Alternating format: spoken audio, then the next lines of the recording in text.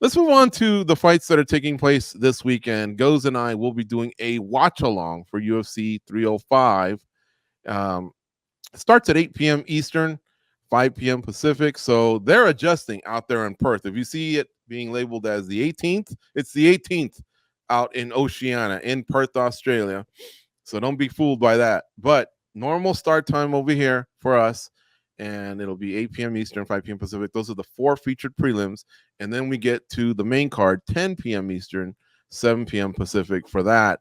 And that's the pay-per-view. Fada, will you be hosting the preview show for us this weekend? Yeah, I should be. All right. She knocks it out of the park. She gets things warmed up at 5 p.m. Eastern, 2 p.m. Pacific, and she will basically lay out what the big stuff is happening on that card. I always tune in, and you should as well. But let's get to it. Remember that face-off in the octagon about a year ago? Izzy had a few drinks, hurled a few N-bombs at DDP. He's also rocking that he ain't your bank t-shirt or something like that. Izzy said he manifested this. He was right. He kind of did.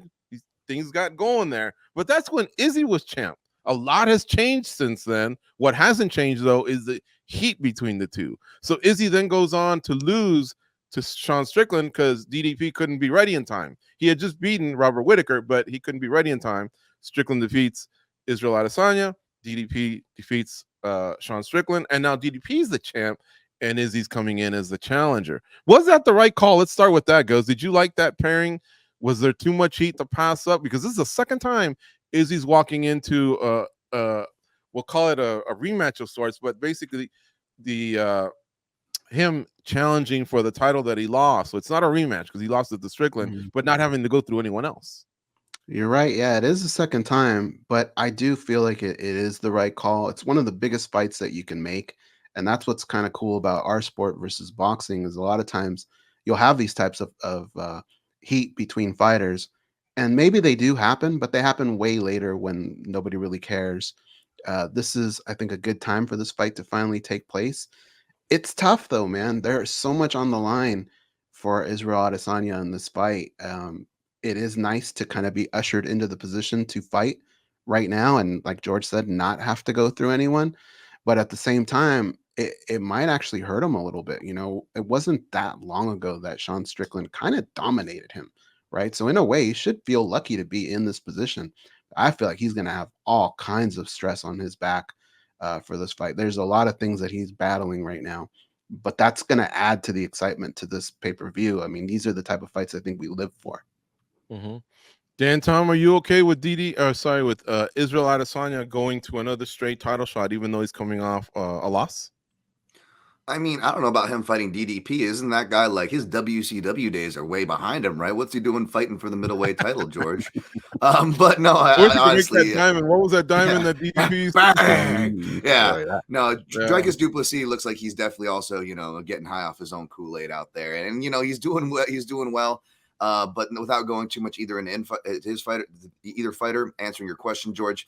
Yeah, I think this is the right fight to make. Even without the bad blood, which is legitimate bad blood, by the way, folks. We talk about that a lot. They try to sell it a lot. Like, no, this is a legitimate angle, which, we could talk about more later. But as far as the fight itself, even on its own merits, right? I don't think you can really argue with this one. Yeah, DDP, I think he manifested it, honestly, because he's the one that made that comment about taking the title to Africa. And our international superstar reporter, Fada Hanoun, she's also from Africa. She's from the north. But just how big is this fight for the continent? And what are your thoughts on Izzy getting the shot? And is this thing going to get ugly by Sunday morning over there, Saturday night for us because of what we talked about? There's the claim by DDP that I'm the true African because I'd be bringing the title back. When in fact he has. He wakes up every day in Africa. He lives there. He's never left it. He's kind of putting a jab towards Ngannou, Usman, and Israel Adesanya, who were all, I believe, born in Africa. I'm not sure about Usman, but then left for other pastures, we'll say. Yeah, so first of all, looking at the landscape at 85, I think the UFC were hoping that Hamza Chimaev was going to be that guy. Obviously, he didn't end up fighting Robert Whittaker. Whittaker ends up knocking out Ikram Aliskerov. Now, Whittaker would have been a tough sell considering that DDP finished him by TKO in one of his best performances of his career. So I understand why it wasn't Whittaker. Sean Strickland obviously wanted his immediate rematch. He didn't get it. He beats Paulo Costa by decision. Wasn't maybe if you put him away, not that Strickland is the guy that will give you a first round knockout, but I think if it was a very emphatic performance, maybe he could have gotten it. But I think as both Dan and Ghost talked about earlier, the storyline is there. I mean, now is the time to do it. You might lose out on that matchup down the line. So I think that was the fight to make. I do agree with it. As for it getting ugly, I mean, listen, it's fight week, and these questions are being brought up to Israel Adesanya. He's done some media. He's talked to Mike Vaughn. He's done some media with TMZ and other outlets, and this is a reoccurring topic. It's a question he's going to be continuously asked about, which is, of course, Dricus's comments about being the true African champion. I see what Dricus is saying because he's, he trained out of there and everything. But, Adesanya in his recent interview with TMZ talking about, how could you discredit a guy like Francis Ngannou in his journey and his sacrifice and everything. So I get where both of them are coming from. I do think it could get ugly if they get face to face. I think that's all going to depend on how Dracus responds, especially if it's in a press conference setting and both of them are right there. I know those questions are going to be brought up. Depends on what Dracus says. I know he stands by his comments, but Dracus is very eloquent and soft-spoken. He's not necessarily a guy who's just like constantly screaming at the mic and going crazy. So I think it's going to depend on how Dracus handles it. But you can tell that, Adesanya is very charged up about those comments. He's saying he wants to make him pay. So it's going to get interesting, and it's a narrative that's going to continuously be brought up throughout the entire fight week. I expect those face-offs to be super intense. So, yeah, I think it all comes down to how Du Plessis handles it, what he says specifically more than what it is Adesanya. Because I think Adesanya's been kind of reiterating similar stuff to what he's been saying throughout all his media obligations. I think it comes down to Du Plessis, and if he wants to kind of kick it a step forward, knowing that because he feels like he's kind of a little bit in Adesanya's head. So if he kicks it up a notch, I think that's when maybe all hell can break loose. Fada, I want to stick with you on this next question. Did the UFC miss the boat? Should this fight have taken place in Africa? I think so, but considering that they've never been, I think logistics-wise, it was probably going to be a little bit tough. I mean, Dana's answers have changed a little bit. He was talking about before he mentioned Nigeria. Now he's saying, realistically speaking, South Africa. Obviously, they have EFC and they've hosted a lot of events. They've hosted the World Cup. I'm going to selfishly say that Morocco is definitely capable of hosting it, but it doesn't fit in the narrative of the story as much as I'd love the UFC to come to Morocco when it comes to Dricus being the champion. He's from South Africa. I think, I think they should have tried to make it in South Africa, but maybe down the line, we'll see. But that fight specifically, sure. But I think they had to make this fight right now because, look, Izzy took a hiatus after the loss to Sean Strickland. You never know. Like, we were talking about whether this fight made sense. I do believe it does, even though Adesanya is coming off of a loss. But you take the risk of waiting a little bit more, maybe it wouldn't have made sense. And now that there's gold on the line, but yeah, would have been great to see in South Africa. But who knows? I'm sure the UFC tried. Yeah, I think they need to try harder because this is their fourth champion from Africa. They got a lot of African athletes, not just these four, but these four have actually gained titles. They talked about having a PI, and like you stated, one of the countries has already hosted a World Cup. And I know there's a lot of countries like Morocco and Egypt and South Africa, and I believe Nigeria, or there's a few in the West that have arenas that are more than 10,000. Like you got to make the splash somehow. Don't even get me started on how they missed the boat with not going to Hawaii with all the Hawaiian legends we've had as well. Don't even get Dan Tom started on that as well. But yeah, this fight should have happened in Africa. That's for damn sure. I don't know what the heck's going on. Is this the final title shot for Israel Adesanya, Dan Tom? I mean, he's got options. I guess he saves him bulking up. Who knows if that means he could escape back to 205 and give that one more shot against his longtime rival Alex Ojeda if he's there when he decides to do it. But what do you think? Like, is this it? Is he on the downside of his career, or is he's always popping? It always seems like he can get himself in some big fights if he wins a couple, from time to time. This is a great question, George. And as much as I want to riff on the connections, actually, the parallels between places like Hawaii and South Africa and other places that the UFC seemingly can't go. This is a really good question because the outcome is what is on the other side of all this turmoil we're speaking of. We're talking about the buildup. Was it right? What's going to happen? Well, what about the actual fight and the result, right? And one of the two, well, three results if we have a draw, right? But one of the two main results is, Izzy could lose this fight, and money is coming in on Du Plessis as an underdog. And I can't give away my breakdown or who my pick is yet, but if you were to put a gun in my head and ask me who I'm leaning, I actually could be leaning toward the Du Plessis side, which scares me for the prospects of Izzy, to your question, George, because even though I don't think it would be over with a loss, I feel like this could be quietly one of those turning points where we're like, oh, Izzy was never the same. Oh, they figured him out. Oh, once he ran into this style X, oh, it was done. Oh, it was the personal life. He ran his course. But whatever narrative's going to be spun, the door could be open for that if Izzy loses here for sure. Mm-hmm. Goes, what are your thoughts on all this? Remember, boxing had the Rumble in the Jungle. They made it happen as well with Muhammad Ali, and I believe it was Ken Norton, if I'm not mistaken. I hope I got that right. But they've had it there.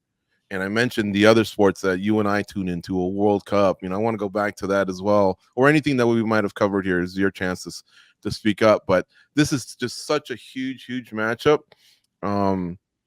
Your thoughts on some of the stuff I asked the others? I should have went to you, but should this have happened in Africa? Is this Izzy's last shot?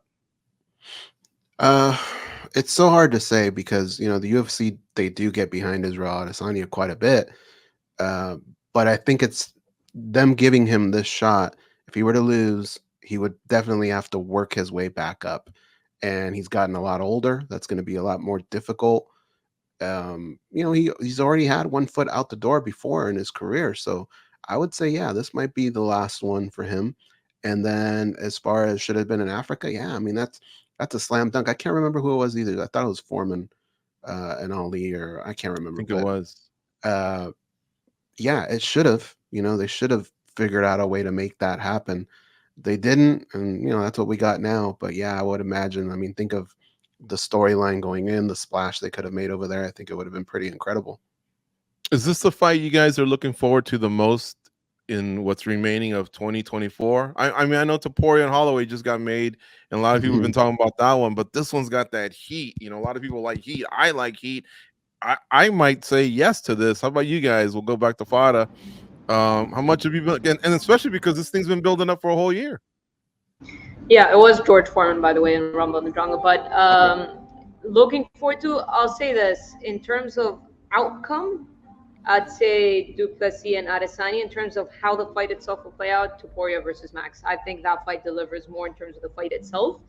In terms of the intrigue of the outcome, based off of the storyline and everything that's been said, and Adesanya looking fired up and motivated. Because if Adesanya was fighting anybody else, I would have questioned. I would have been like, already had a hiatus, blah, blah, blah, like questioning how he would come. But considering Dricus' style, that push forward style, and Adesanya has to be wary of that, the fight might not deliver, because obviously we've seen Adesanya win in every single kind of fashion, to be fair to him. I know he gets a little bit of stick sometimes, but he's won the technical route. He's had spectacular knockouts like he did against Alex Pereira and Paulo Costa and Robert Whittaker. So in some of the biggest fights ever, he stepped up and delivered some of the best performances. But we've also seen a tactical Izzy like here against Marvin Vettori. So that's why I'm saying. But storyline-wise, outcome, intrigue of that, it's Adesanya and DDP. In terms of the fight itself and how it's going to play out, I think Topuria and Holloway is going to be an absolute banger. Mm-hmm. Dan, how about you, man? You've been looking forward to this fight more than any of them, or do you side with Topuria and Holloway, or is there another one? I think Farah brought it up perfectly. Actually, answered it perfectly. Would have been my answer. So I'll just use this quick slot to answer something in the chat. Steve Williams was asking why the problem with Hawaii being infrastructure with the locations, that can't be the same reason in South Africa. I was referring more to the colonial history and like dispossession and displacement of people. So for people like questioning like why is Izzy so mad? Like, read your history, and if you're American, you don't have to go too far, because you can actually look at like some of our own states where there's parallel histories of displacement of people. like what they did with the Kingdom of Hawaii, or we could just look at current events with the genocide going on to the Palestinians right now to see like displacement. And you can kind of look at the common threads in all these situations as different and varied as they are. And there's some real hard common threads you guys can come to your own conclusions about. Okay. Ghost, how about you, man? Where does this one rank on your list of fights you've been looking forward to for the rest of 2024? I was just thinking about this last night, actually, and Farah laid it down pretty well in the way she said it. I just look at it this way. If you told me you could only tell me what happened in one fight and show me the other fight, I'd say, tell me what happened in Adesanya and DDP. Tell me what happened in that fight because I need to know. But I want to watch the other one. I want to actually watch that one play out because that could be absolute madness back and forth. So I guess to answer your question, it's Topuria and Holloway, man. That's a fight that I think we all want to see, and it can go many ways. Yeah, there's no wrong answer. All these fights are great. Ngannou, Fajeda, Cyborg, Pacheco, Holloway, Topuria. This one, I mean, they all got some of their own flavor. I will say to Steve Williams, don't give the UFC that pass. The UFC's done some incredible things, and when they set their mind to it, like building this fight island during the pandemic, right? That was pretty incredible. The bubbles they would create here in Las Vegas, some of the places, some of the stadiums that they have been. But where they've missed the boat is no Anderson GSP, no stadium show at Allegiant yet.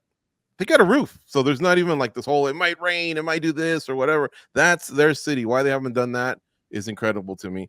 Why they haven't gone to Africa yet after having 4 African champions is ridiculous, especially this matchup, and especially when we know they can go to South Africa. Events have taken place there, not just the World Cup in stadiums, but EFC, like Farah Hanoun pointed out. And I had another one, but I might have forgotten it. But yeah, no, they've just, Hawaii. They've really missed the boat. And for a company that has the connections that they do, and the money and the resources, get it going, UFC. Like, seriously, what you guys have done in the last 31 years has been incredible. Add to that. But we got to move on. There's some other fights on this fight card. Kai Car-France against Steve Erceg. Can the winner, what's your early lean, Fada? And can the winner maybe one day taste gold? Erceg's already had his shot. Kai Car-France comes up short in some big fights, but it's a shallow division, so who knows? You know, Pantoja seems to have planted that flag, and it's pretty hard to get through him, but he doesn't steamroll people either. You know, other people get some shots in on the guy as well. So who do you think might win, and can that person hold the belt at some point? Well, I am going to say it seems like anybody's getting a title shot at flyweight these days, and that's respect to Alexandre Pantoja as well, being willing to fight anyone. He's not really picking and choosing. In terms of the landscape at 125, though, I think considering that Kai is coming off of a loss, I know a lot of people think it's controversial, but to Amir Albazi, and he's also coming off of a loss to Brandon Moreno. So I think if they do put together Albazi and Moreno, I think that's the fight to make. I think that's a #1 contender fight. I'm not sure what Pantoja is doing. If he's, there are a lot of rumors swirling. There could be Kai Asakura, who's signed with the UFC. But that being said, you know, I feel like with the way Sanjay Pantoja fights, I think he can beat anyone. And sometimes I feel like anyone can beat him just because he's so wild with the way he fights. He's an entertaining guy, and he goes out there and he scraps. Whether it's a grappling, scrambles, or on the feet, he'll go out there and he'll just brawl. And he's got so much heart, because there's a lot of times where Pantoja looks like he's a little bit tired, and he just gets that second win, kind of shows you that heart of a champion. So if you're a Pantoja fan, I'm sure you're absolutely like nervous and going crazy watching him fight, because I can only imagine what his friends and family feel like watching him, because you get all these ebbs and flows when you're watching a Pantoja fight. But he's so good. He's so good everywhere, and he has a lot of heart. That being said, you know, Erceg obviously is going to be a little bit tough if he beats Kai to get another title shot, but that will cement his position high up there in the rankings. As for Kai, it's going to be snapping the 2-fight losing skid, but he does possess the power. Granted that, no, he's got the knockout. He had that back-to-back knockout of Bontarine and Cody Garbrandt. Very good performance against Askar Askarov. So, and he actually looked good against Brandon Moreno too. So I think Kai's good. So, yeah, I feel like any of those guys can give Pantoja a tough fight. But Pantoja's grappling for me is kind of what gives him the edge over a lot of these guys, and why I feel like it's a game of inches at flyweight, and why I think he keeps winning these fights. But I don't think a title shot. Long-winded answer to say I don't think the winner gets a title shot, but probably next after Moreno and Albazi if they fight. Mm-hmm. Dan Tom, Mateus Gamrot against Dan Hooker. That's a mouth-watering matchup there. Two very popular fighters, probably more even Hooker, because he's just had some interesting battles over the years. He's pretty popular. He's part of City Kickboxing, so he runs with those boys, right? Kai France, Israel Adesanya, and then you got Mateus Gamrot, tough Polish fighter, was supposed to be the backup for Makhachev and Oliveira, and then Oliveira gets a cut, and they go, "Nah, you're not the backup. We're gonna fly in Alexander Volkanovski." So he kind of got the Heisman Trophy a couple times, right? But he's done his job. But still, great matchup. I know Gamrot's the favorite, but what are your thoughts on this fight? What does this fight mean to both guys? Solid stylistic matchup. For me, it's kind of a keep busy fight, to be honest. Because 155 is so deep. And even though I would have had the same answer for the previous question as Fada, I still feel like Ursig and Cara France is a more meaningful fight. By the way, how well has your boys Pantoja picked for Fighter of the Year age? You guys went with Sean Strickland for our outlet? Come on. I'm from Extreme Couture, and I'm even going, come on, in public. Come on. Pantoja, one of the most dominant champions like Islam Makhachev right now. How well did that age? Family Guy, not getting in brawls, not beating up cocktail waitresses. How well did that age? Put some respect on Pantoja's name. And then, you want to nitpick the guys like the John Jones or the Makhachevs. Makhachev beat former 45ers. Jones beat former 85ers. When you're at flyweight, you can't beat former 115ers because everybody's bigger than you. Put some respect on his name. And yeah, he's kind of beatable. But you know what? How about we keep that same energy? And not saying any of you guys did. You guys did a great job on here. But I'm just saying in general, everybody's saying that Pantoja looks beatable. And let me guess, you're the same people that respected Demetrius Johnson's title reign, because I'm going to guarantee you half of you don't respect that title reign either. Put some respect on these flyweights' names. I love 155, though. It's one of my favorite divisions, but Gamrot Hooker, it's just a keep busy fight. All right. Goes? Oh, Fada? No, I just want to jump in because you know who else I feel always looks beatable, but they just Dricus Du Plessis. Look at his DDP. fights. Look at his points He against gets Derek. tired Yeah. too, it looks like. Yeah. It's the same thing. He just looks beatable against Derek Brunson, against Darren Till. Like it's ebbs and flows when you're watching these guys, but it's the heart of a champion. That's what it is. I remember DDP against our boy Brad Tavares from Extreme Couture. He was huffing and puffing. I thought, okay, going into the round 3, this is where Brad's gonna, come through or whatever. But he said a lot of it had to do with I guess a nasal surgery that he had that corrected it, that he was having trouble breathing. But I honestly thought that might be his downfall against Sean Strickland. And man, he gutted out a nice round 5. So DDP, Pantoja, those guys definitely look tired once they get past like a round and a half. But man, they get second wins, they dig deep. I don't know what it is, or maybe that's just the way their body looks. I've been watching a lot of the Olympic athletes here, and some of them will do incredible feats of athleticism, and they give the interview and they're not breathing hard at all, and then others are still catching their breath, but they both won gold medals in respective sports.